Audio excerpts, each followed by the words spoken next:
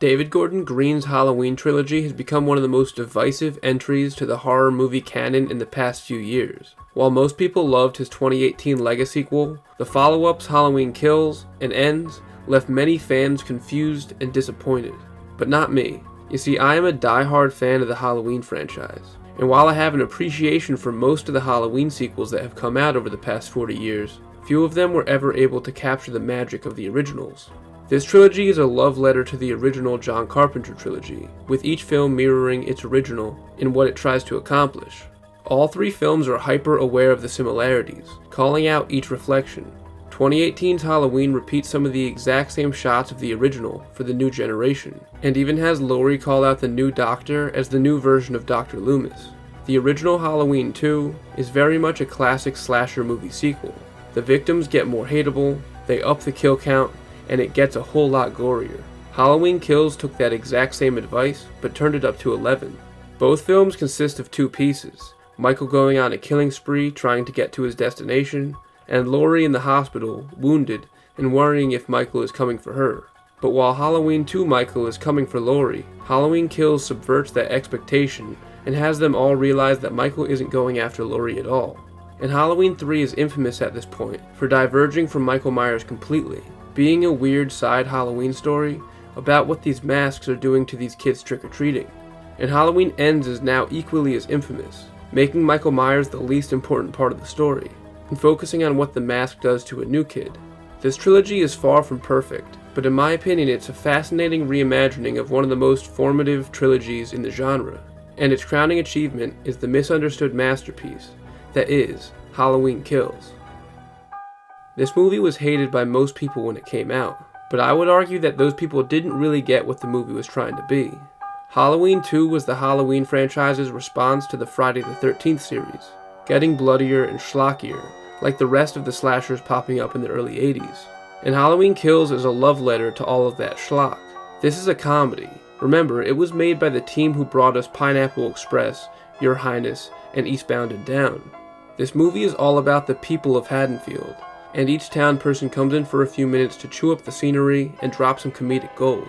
From the old married couple Sandra and Lenny bickering about the remote control drone, to Big John and Little John, to every member of the angry mob. They all understand that they were there to just get a couple laughs and then die a painful death. And the comedy is so well written too, with callbacks and recurring jokes that pop up and are so hilarious. My favorite of the bunch is the role reversal bit that keeps popping up, just in a slightly different font each time. It starts in Halloween 2018 with the two characters dressing up as gender-swapped Bonnie and Clyde. Then in Kills, the husband dressed as the doctor and the wife dressed as the nurse reveal that in their actual lives, she is the doctor and he is the nurse. And then the gay couple living in the Myers house reveal that the smaller one is named Big John and the taller one is named Little John. And they make sure to say their full nicknames every single time. Hey, Big John! Hey, Big John! Big John! Big John, come quick! Take it easy, Big John. Little John. Big John? Little John. Big John! Little John. Big John! Little John. Big John! Big John?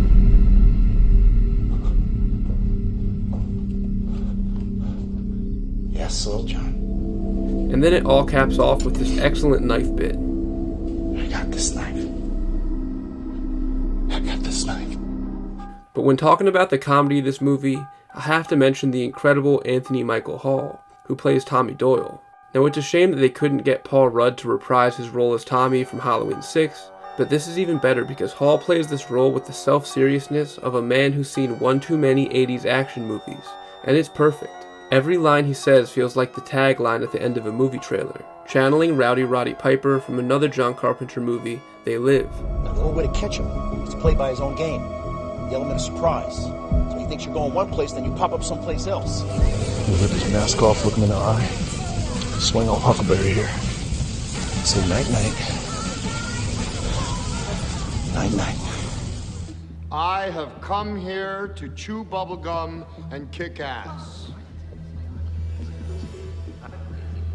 And I'm all out of bubblegum.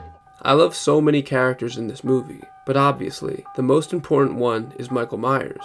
Most earlier movies in the franchise aren't that scary to today's standards. The franchise really thrives on its suspense when it's at its best, but I don't know if that's really making the crowd quiver like it used to. Halloween Kills just might be the scariest of the entire franchise. They really take the name Halloween Kills to heart. Each kill is gruesome and brutal, and Michael never kills in the same way twice.